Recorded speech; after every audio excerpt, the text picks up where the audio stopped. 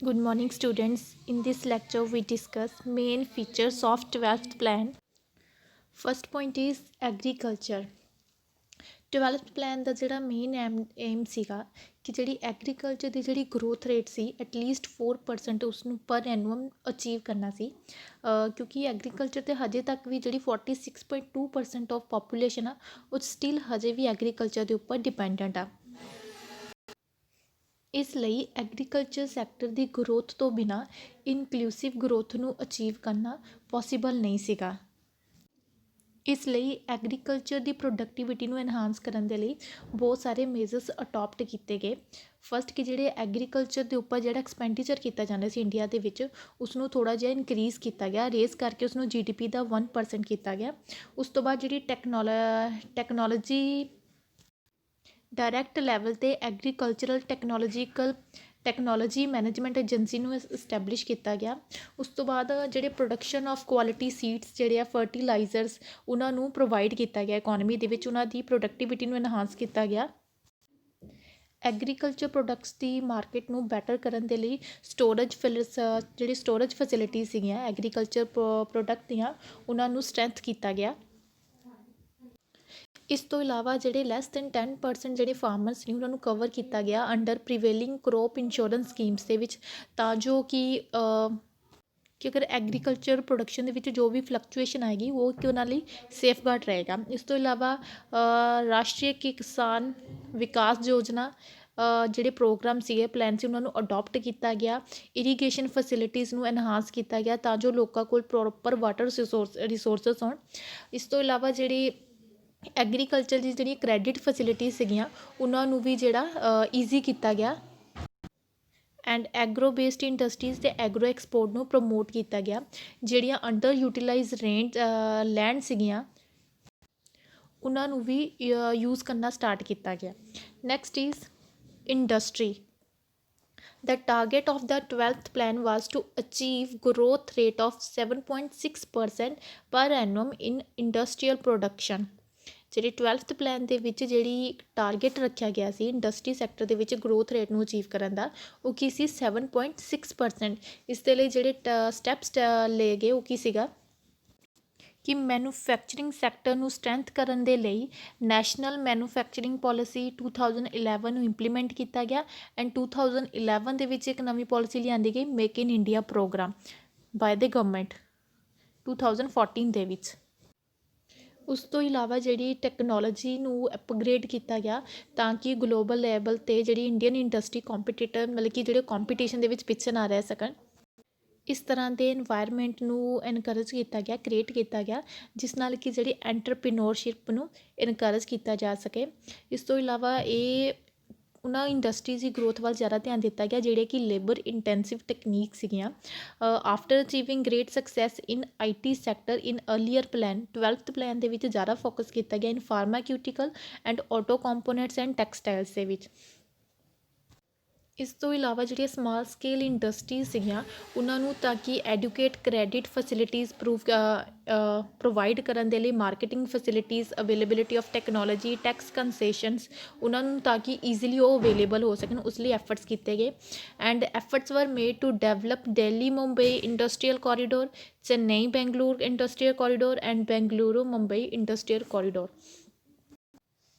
Four faster industrial development public ਅਤੇ private partnership ਜਿਹੜੇ project ਸੀ ਉਹਨਾਂ ਨੂੰ ਪ੍ਰਮੋਟ ਕੀਤਾ ਗਿਆ ਜਿਨ੍ਹਾਂ ਵਿੱਚ ਪਬਲਿਕ ਅਤੇ ਪ੍ਰਾਈਵੇਟ ਸੈਕਟਰ ਇਕੱਠੇ ਮਿਲ ਕੇ ਕੰਮ ਕਰਦੇ ਸੀ ਜਿਨ੍ਹਾਂ ਪ੍ਰੋਜੈਕਟਸ ਦੇ ਵਿੱਚ।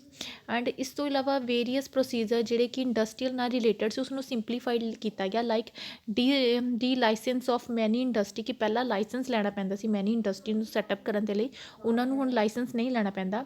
Removal of quotas and simplification of tax norms and forms etc. Next is infrastructure. And development of infrastructure was the priority area of this plan. In 12th plan it was proposed to spend 8.18% of GDP on infrastructure. ਕਿ 12th plan ਦੇ ਵਿੱਚ ਇਹ propose ਕੀਤਾ ਗਿਆ ਕਿ just 8.18% of GDP ਦਾ ਜਿਹੜਾ ਪੈਸਾ ਉਹ ਕਿਸ 'ਤੇ ਸਪੈਂਡ ਕੀਤਾ ਜਾਣਾ ਆ ਇਨਫਰਾਸਟਰਕਚਰ ਦੇ ਡਿਵੈਲਪਮੈਂਟ ਦੇ ਲਈ। ਇਸ ਦੇ ਲਈ ਬਹੁਤ ਸਾਰੇ ਮੇਜਰਸ ਅਡੋਪਟ ਕੀਤੇ ਗਏ ਡਿਵੈਲਪਮੈਂਟ ਆਫ ਇਨਫਰਾਸਟਰਕਚਰ ਦੇ ਲਈ। ਐਨਰਜੀ ਸਪਲਾਈ ਨੂੰ ਇਨਕਰੀਜ਼ ਕੀਤਾ ਗਿਆ 6.5% ਪਰ ਐਨੂਅਮ। ਇਸ ਤੋਂ ਇਲਾਵਾ ਇਸ ਪਲਾਨ ਦੇ ਵਿੱਚ ਜਿਹੜਾ ਸੋਲਰ ਐਨਰਜੀ ਨੂੰ ਜ਼ਿਆਦਾ ਪ੍ਰਮੋਟ ਕੀਤਾ ਗਿਆ ਉਸਦੇ ਯੂਜ਼ ਨੂੰ। And exploration of oil and natural gases was given special emphasis. ਇਸ ਤੋਂ ਇਲਾਵਾ roads, railway, sports, civil aviation sectors ਦੇ ਵਿੱਚ ਜਿਹੜੀ ਲਾਰਜ ਇਨਵੈਸਟਮੈਂਟ ਦੀ ਜ਼ਰੂਰਤ ਸੀ। ਇਸ ਲਈ ਇਹਨਾਂ ਇਨਫਰਾਸਟਰਕਚਰ ਸੈਕਟਰ ਦੇ ਡਿਵੈਲਪਮੈਂਟ ਦੇ ਲਈ ਜਿਹੜੇ ਪਬਲਿਕ ਅਤੇ ਪ੍ਰਾਈਵੇਟ ਪਾਰਟਨਰਸ਼ਿਪ ਪ੍ਰੋਜੈਕਟਸ ਨੂੰ ਜ਼ਿਆਦਾ ਪ੍ਰਮੋਟ ਕੀਤਾ ਗਿਆ। ਇਸ ਤੋਂ ਇਲਾਵਾ ਜਿਹੜੇ ਅਰਬਨ ਇਨਫਰਾਸਟਰਕਚਰ ਨੂੰ ਸਟਰੋਂਗ ਕਰਨ ਦੇ ਲਈ ਤਾਂ ਜੋ ਜਿਹੜੇ ਉਹਨਾਂ ਨੂੰ ਬੇਸਿਕ ਅਮੈਨਿਟੀਜ਼ ਹੋ ਗਿਆ like safe drinking waters, sewerage, water management ਹੋ ਗਿਆ, ਸੈਨੀਟਾਈਜ਼ ਐਕਸੈਕਟਰਾ, ਉਹਨਾਂ ਨੂੰ ਇੰਪਰੂਵ ਕੀਤਾ ਜਾਵੇ। ਉਸ ਲਈ ਪੈਸਾ ਖਰਚ ਕੀਤਾ ਗਿਆ, ਉਸ ਲਈ ਐਕਸਪੈਂਡੀਚਰ ਕੀਤਾ ਗਿਆ। ਇਸ ਤੋਂ ਇਲਾਵਾ public transport system and urban mass transport system like metro, trains word strength, ਉਹਨਾਂ ਨੂੰ ਮਤਲਬ ਕਿ ਹੋਰ ਜ਼ਿਆਦਾ ਵਧੀਆ ਸਟਰੋਂਗ ਕੀਤਾ ਗਿਆ।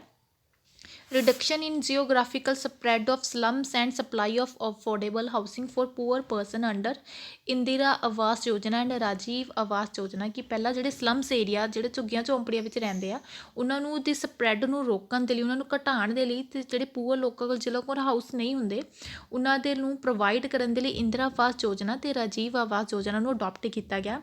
ਇਸ ਤੋਂ ਇਲਾਵਾ ਭਾਰਤ ਨਿਰਮਾਣ ਅਤੇ ਮਨਰੇਗਾ ਨੂੰ ਅਡੋਪਟ ਕੀਤਾ ਗਿਆ ਫॉर ਬਿਲਡਿੰਗ ਰੂਰਲ ਇਨਫਰਾਸਟਰਕਚਰ ਨੂੰ, ਉਹਨਾਂ ਨੂੰ ਪ੍ਰਮੋਟ ਕਰਨ ਦੇ ਲਈ। And India has the third largest road network in the world, totally 56.03 lakh kilometres, but most of the roads are of poor qualities. ਇਸ ਲਈ 12th ਪਲਾਨ ਦੇ ਵਿੱਚ ਜਿਹੜੀ ਕੁਆਲਿਟੀ ਆਫ ਰੋਡਸ ਨੂੰ ਅਪਗ੍ਰੇਡ ਕਰਨ ਦੇ ਲਈ ਉਸਨੂੰ ਅਪਗ੍ਰੇਡ ਕਰਨ ਦੇ ਲਈ ਉਸਨੂੰ ਸੋਚਿਆ ਗਿਆ ਕਿ 12th ਪਲਾਨ ਦੇ ਵਿੱਚ ਇਹਨਾਂ ਸਾਰੇ ਰੋਡਸ ਦੀ ਕੁਆਲਿਟੀ ਨੂੰ ਵੀ ਅਪਗ੍ਰੇਡ ਕਰਨਾ ਹੈ। Next is innovations. Research and development expenditure was proposed to be raised to at least 2% of GDP by the end of the 12th plan। 12th plan ਦੇ end ਤੱਕ ਇਹ ਸੋਚਿਆ ਗਿਆ ਕਿ ਜਿਹੜਾ GDP ਦਾ ਐਟਲੀਸਟ 2% ਆ ਉਹ ਰਿਸਰਚ ਅਤੇ ਡਿਵੈਲਪਮੈਂਟ ਐਕਸਪੈਂਡੀਚਰ ਦੇ ਉੱਪਰ ਉਸਨੂੰ ਮਤਲਬ ਕਿ ਉਨਾ ਪੈਸਾ ਖਰਚਿਆ ਜਾਏਗਾ GDP ਦਾ 2%। ਇਸ ਲਈ ਫੋਲੋਇੰਗ ਮੇਜਰਸ ਨੂੰ ਅਡੋਪਟ ਕੀਤਾ ਗਿਆ। Government has declared this decade as decade of innovations। 2010 ਤੋਂ ਲੈ ਕੇ 2020 ਤੱਕ ਦੇ ਡੈਕਡ ਨੂੰ ਗਵਰਨਮੈਂਟ ਨੇ ਇਨੋਵੇਸ਼ਨਸ ਡੈਕਡ ਡਿਕਲੇਅਰ ਕੀਤਾ।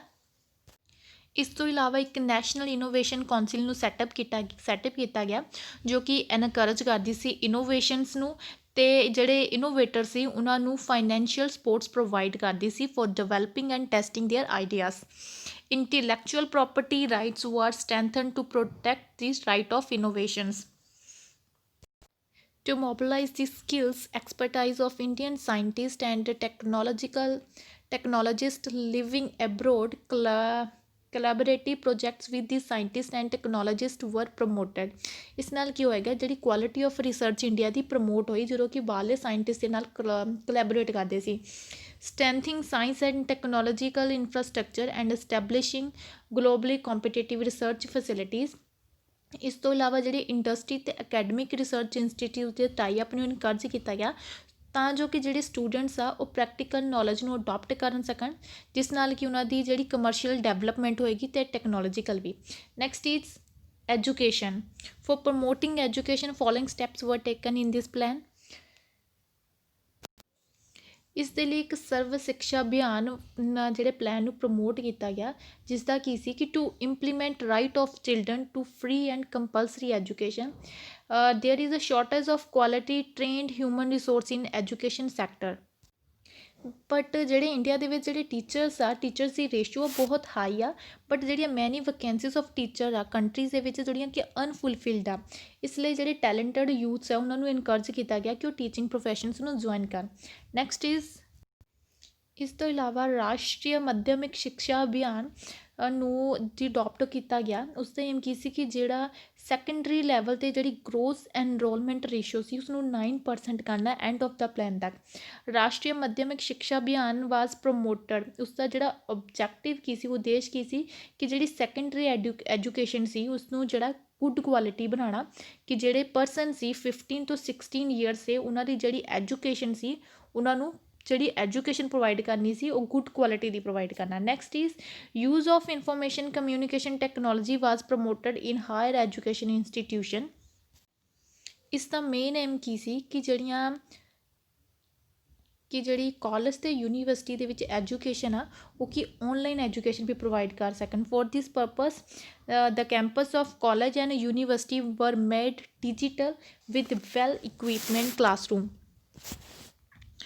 Four skill development vocational educational institution industrial training institution ਉਹਨਾਂ ਨੂੰ ਐਕਸਪੈਂਡ ਕੀਤਾ ਗਿਆ। And gross enrolment ratio India ਦੇ ਵਿੱਚ ਜਿਹੜੀ ਹਾਇਰ ਐਜੂਕੇਸ਼ਨ ਦੇ ਵਿੱਚ ਉਹ ਜਸਟ 13% ਆ ਐਜ਼ ਕੰਪੈਰੀਜ਼ਨ ਚਾਈਨਾ ਦੇ ਵਿੱਚ 22% ਆ ਐਂਡ ਡਿਵੈਲਪ ਨੇਸ਼ਨ ਦੇ ਵਿੱਚ 58% ਆ। ਇਸ ਲਈ ਇੰਡੀਆ ਦੇ ਵਿੱਚ ਟਾਰਗੇਟ ਕੀਤਾ ਗਿਆ 12th ਪਲਾਨ ਦੇ ਐਂਡ ਤੱਕ ਜਿਹੜੀ ਰੇਸ਼ੋ ਆ ਉਸਨੂੰ 25.2% ਤੱਕ ਅਚੀਵ ਕਰਨਾ। ਇਸ ਤੋਂ ਇਲਾਵਾ ਜਿਹੜੀ ਲਿਟਰੇਸੀ ਰੇਟ ਆ ਉਸਨੂੰ 80% ਤੋਂ ਜ਼ਿਆਦਾ ਰੇਜ਼ ਕਰਨਾ ਐਂਡ ਜਿਹੜਾ ਜੈਂਡਰ ਗੈਪ ਸੀ ਲਿਟਰੇਸੀ ਦੇ ਵਿੱਚ ਉਸਨੂੰ ਰਿਡਿਊਸ ਕਰਨਾ। ਇਸ ਦੇ ਵਿੱਚ ਟਾਰਗੇਟ ਰੱਖਿਆ ਗਿਆ 12th ਪਲਾਨ ਦੇ ਵਿੱਚ। ਐਂਡ ਜਿਹੜੇ ਸਾਰੇ ਐਜੂਕੇਸ਼ਨ ਨੌਲੇਜ ਇੰਸਟੀਟਿਊਸ਼ਨ ਸੀ ਉਹਨਾਂ ਓਵਰਆਲ ਅਕਰੋਸ ਦਾ ਕੰਟਰੀ ਉਹ ਕੀ ਇੰਟਰਕਨੈਕਟਡ ਹੋ ਸਕਣ through high speed communication network and it will ensure optimum utilisation of resources. Next is health.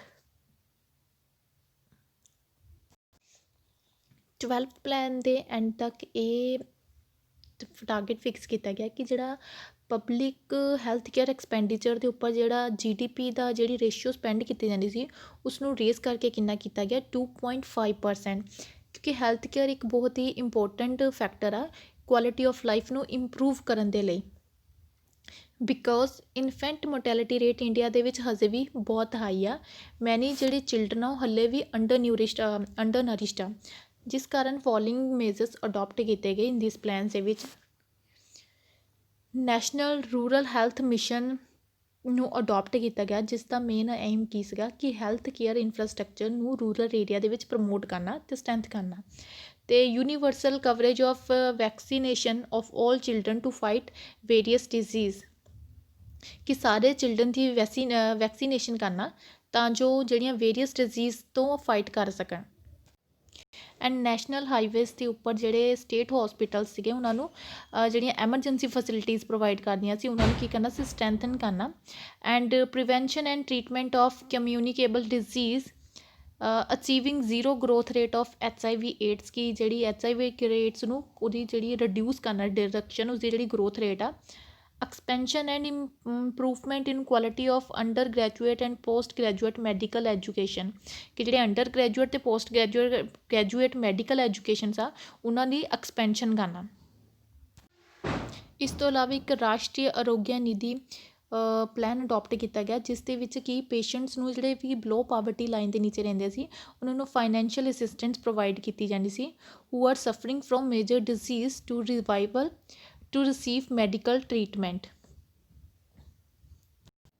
ਇਸ ਤੋਂ ਇਲਾਵਾ ਹੈਲਥ ਕੇਅਰ ਦੇ ਗੋਲਸ ਨੂੰ ਅਚੀਵ ਕਰਨ ਦੇ ਲਈ ਪਬਲਿਕ ਅਤੇ ਜਿਹੜੇ ਪ੍ਰਾਈਵੇਟ ਸੈਕਟਰ ਦੇ ਕੋਆਪਰੇਸ਼ਨ ਨੂੰ ਇਨਕਰੀਜ਼ ਕੀਤਾ ਗਿਆ। Next is environment. Improve forest cover to overcome ਦਾ ਚੈਲੰਜ ਆਫ ਕਲਾਈਮੇਟ ਚੇਂਜ ਕਿ ਜਿਹੜਾ ਪਹਿਲਾਂ ਫੋਰੈਸਟ ਮਤਲਬ ਕਿ ਫੋਰੈਸਟ ਦਾ ਜਿਹੜਾ ਏਰੀਆ ਸੀ ਉਸਨੂੰ ਇੰਪਰੂਵ ਕੀਤਾ ਗਿਆ ਹੋਰ ਜ਼ਿਆਦਾ ਇਨਹਾਂਸ ਕੀਤਾ ਗਿਆ ਤਾਂ ਜੋ ਜਿਹੜਾ ਕਲਾਈਮੇਟ ਚੇਂਜ ਹੋ ਰਿਹਾ ਹੌਲੀ ਹੌਲੀ ਉਸ ਦੀ ਜਿਹੜੀ ਪ੍ਰੋਬਲਮਸ ਆ ਰਹੀਆਂ ਆ ਉਸਨੂੰ ਓਵਰਕਮ ਜਾਂ ਡਿਕਰੀਜ਼ ਕੀਤਾ ਜਾ ਸਕੇ। ਇਸ ਤੋਂ ਇਲਾਵਾ ਸਿਟੀਜ਼ ਦੇ ਵਿੱਚ ਵਰਟੀਕਲ ਗਰੋਥ ਨੂੰ ਐਨਕਰੇਜ ਕੀਤਾ ਗਿਆ ਲਾਈਕ ਮਲਟੀ ਸਟੋਰੇਡ ਬਿਲਡਿੰਗਸ ਨੂੰ। ਇਸ ਨਾਲ ਕੀ ਹੋਏਗੀ ਜਿਹੜੀ ਕਟਿੰਗ ਟਰੀਜ਼ ਜਿਹੜੇ ਕੱਟ ਹੋ ਰਹੇ ਆ ਬਿਲਡਿੰਗਸ ਬਣਾਉਣ ਦੇ ਲਈ ਐਂਡ ਫੋਰੈਸਟ ਇਮਿਸ਼ਨ ਹੋ ਰਿਹਾ ਆ ਫॉर ਲੈਂਡਸ ਪ੍ਰੋਵਾਈਡ ਕਰਨ ਦੇ ਲਈ ਰੈਜ਼ੀਡੈਂਟਸ ਦੇ ਲਈ ਉਸ ਨਾਲ ਕੀ ਉਸ ਪ੍ਰੋਬਲਮ ਨੂੰ ਓਵਰਕਮ ਕੀਤਾ ਜਾ ਸਕਦਾ ਆ।